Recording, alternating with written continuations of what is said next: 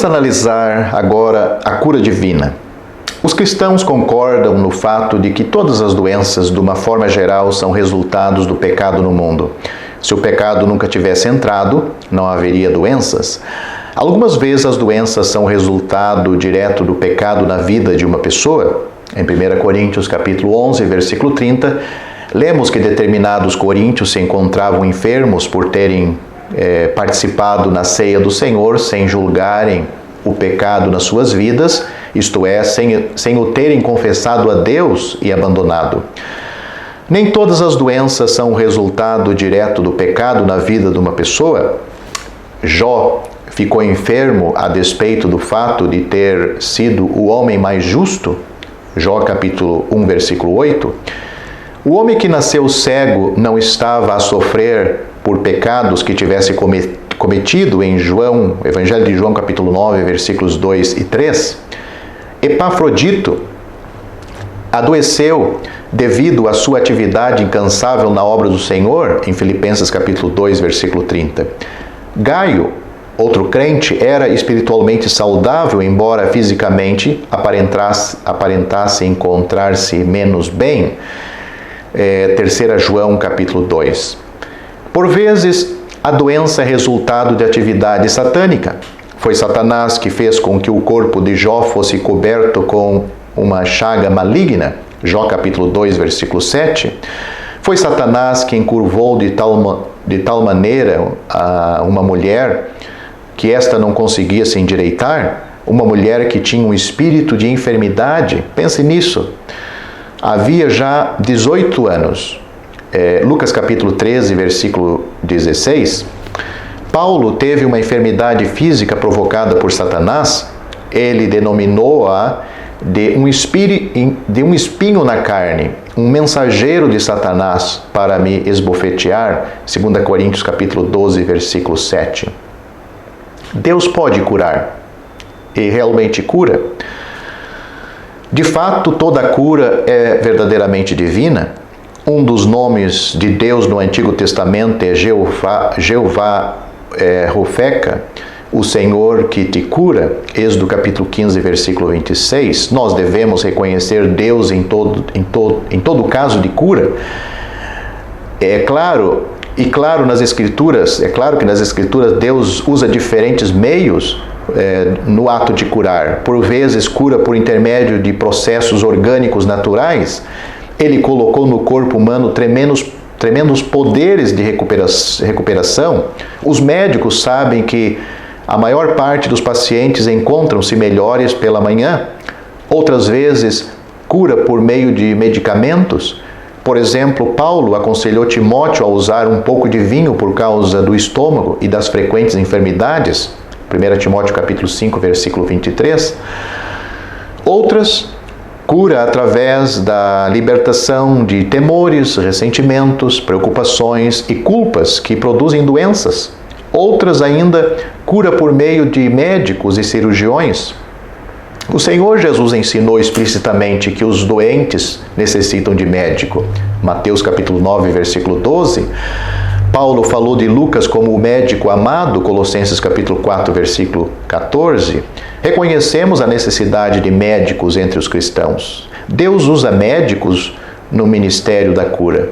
Como Dubois, o famoso cirurgião francês, disse: o cirurgião veste a ferida, Deus cura-a.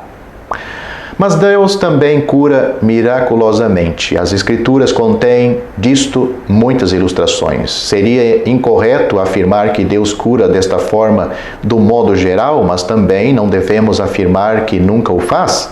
Não há nada na Bíblia que nos desencoraja da crença que Deus hoje pode curar miraculosamente.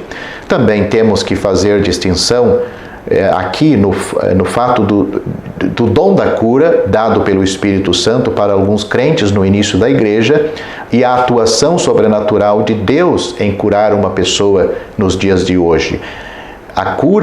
O dom de cura era diferente. A pessoa tinha o dom e ela curava, como vemos em Atos dos Apóstolos.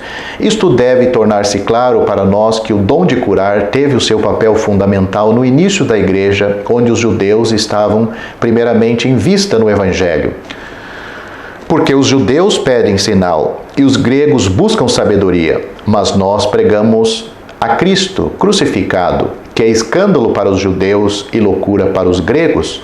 1 Coríntios capítulo 1, versículos 22 e 23. Mas nós vemos que Paulo deixou Trófimo doente em Mileto, 2 Timóteo capítulo 4, versículo 20. O Senhor não curou Paulo do seu espinho na carne, 2 Coríntios capítulo 12, versículos 7 a 10. Se fosse sempre a vontade de Deus curar, alguns nunca envelheceriam nem morreriam. Deus não prometeu cura em todos os casos e em todos os tempos. Por conseguinte, a cura não é algo que possamos exigir dele. Em Filipenses capítulo 2, versículo 27, a cura é falada como sendo uma misericórdia, não algo que tenhamos o direito de esperar. Lá em Filipenses, Paulo fala de Epafrodito. Lá ele diz: e de fato esteve doente este irmão, e quase à morte, mas Deus se apiedou dele, e não somente dele, mas também de mim, para que eu não tivesse tristeza sobre tristeza. Filipenses capítulo 2, versículo 27. Apesar de, num sentido geral, ser verdade que a cura se encontra abrangida pela obra de expiação de Cristo, também é verdade que nem todas as bênçãos que a expiação abarca nos foram já concedidas.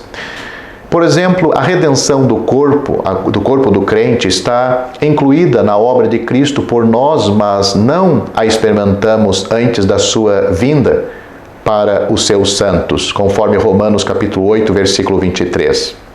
Então, seremos completa e finalmente curados de todas as doenças. Não é verdade que o insucesso da cura seria índice de falta de fé. Se assim fosse, tal significaria que alguns viveriam indefinitivamente, mas não há nenhum exemplo disso.